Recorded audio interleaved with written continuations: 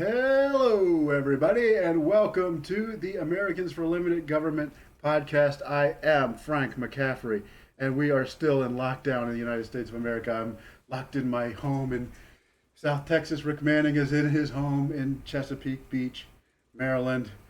Ah, man, there's been so much going on. We literally don't know where to start, and we won't know when to stop.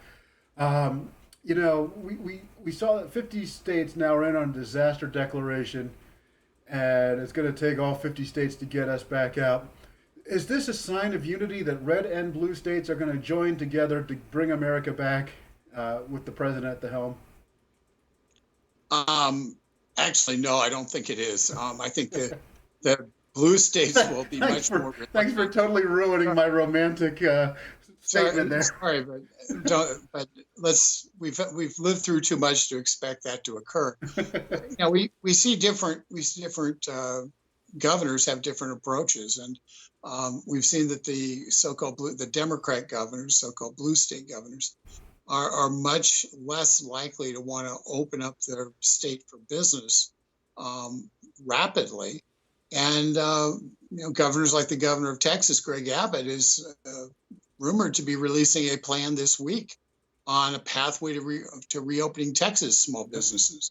So you're going to see different approaches. It wouldn't surprise me if you look at some of the more rural states, and the number of cases they have, they're relatively few, and as a result, there's really no reason for governor in Wyoming, Idaho, Oklahoma, states like that to have the same, that are more spacious, to have the same set of rules in New York City. It just doesn't make any sense. So I would anticipate that you're going to see by May 1, some states really opening up quite a bit, starting now with a plan that comes out this week, and beginning to see business reopening. And other states, New York may not reopen New York City may not reopen for months, while the governor may decide that Western New York is okay and it can reopen.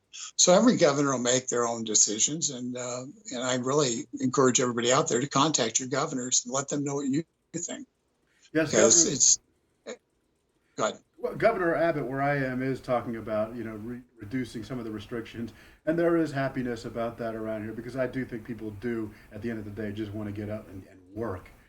I don't know if it's even about making money. I think they just want to get up and go do something. So there is some happiness about that. That's part of it, but the other part of it is, if you've spent 30 years of your life building a small business, and in a month you've had essentially it taken away from you because you got run out of business because you didn't have any customers because of a lockdown.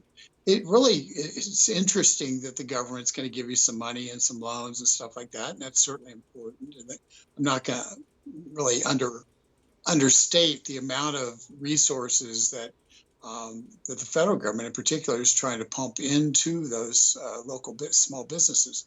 But there's nothing quite like actually having customers through the door. Yeah. And if you've run your same small business for 30 years, you started when you were 25, you're now 55, and you've got a different perspective on life, and you may sit there and say, you know what, I'm 55 years old right now. I could restart this business when I was 25, but 55, it's more than I want to do. And you basically say, be like Kenny Rogers. You know when to hold them, you know when to fold them.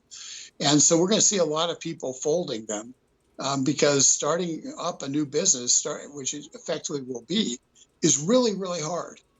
And and all these businesses are going to be dramatically undercapitalized because, they basically spent their money paying the bills when they didn't have any revenues coming in. So this is going to be a really, really tough time. And that's why, we have to get these businesses back to work, because if we don't have a small business backbone in this country, literally half of the jobs that people have will go away. They will go away, and it will be an unmitigated disaster, and it'll take us a decade to recover. At some point, we have to say to the Dr. Anthony Fauci's of the world, Thank you very much for your service. We appreciate your input, but social distancing is no longer the answer for most of the country. And, sorry, we'll continue to listen to whatever you worry about, but we're going to get back to work.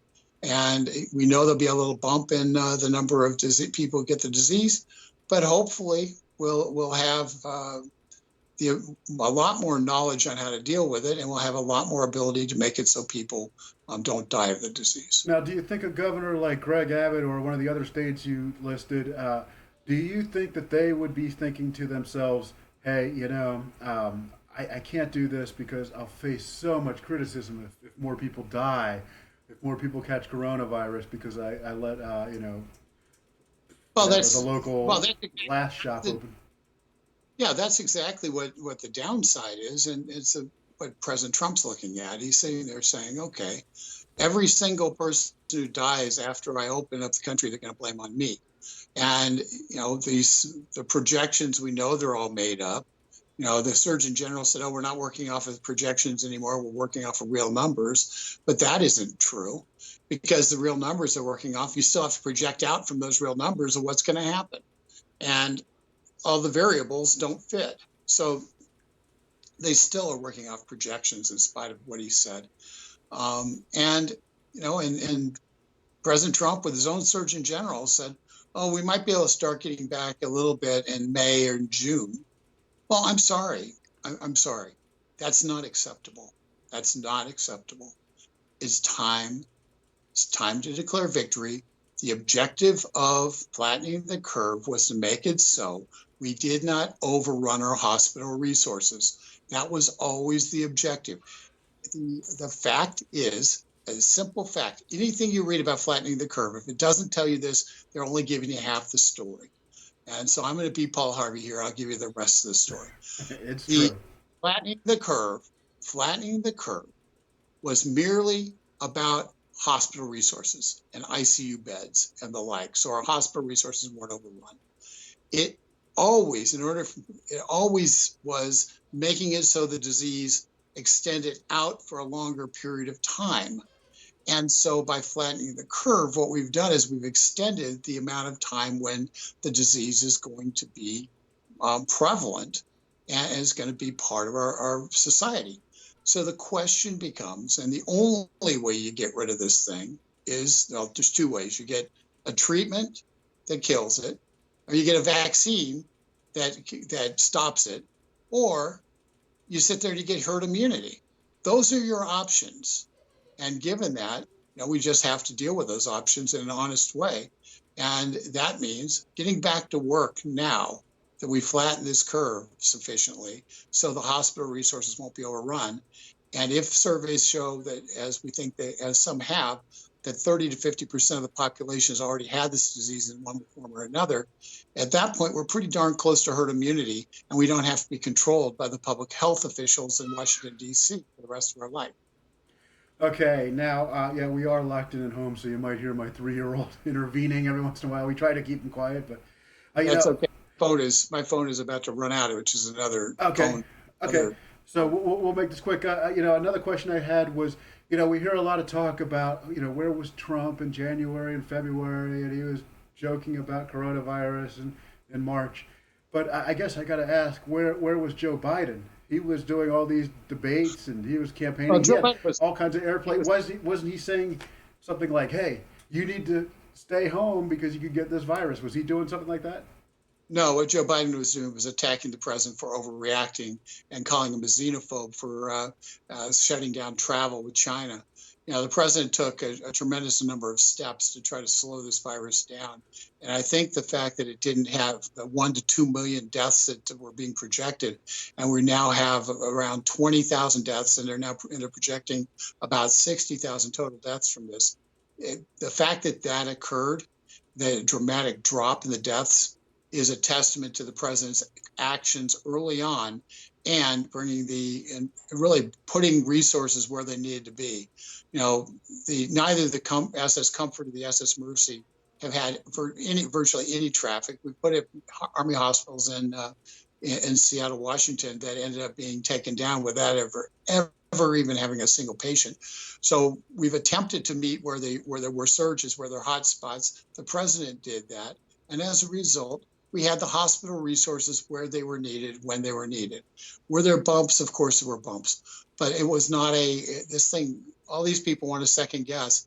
There's nothing worse than somebody who is a backseat driver and second guesses stuff. And I'm kind of tired of it. Yeah, I think we're all tired of it.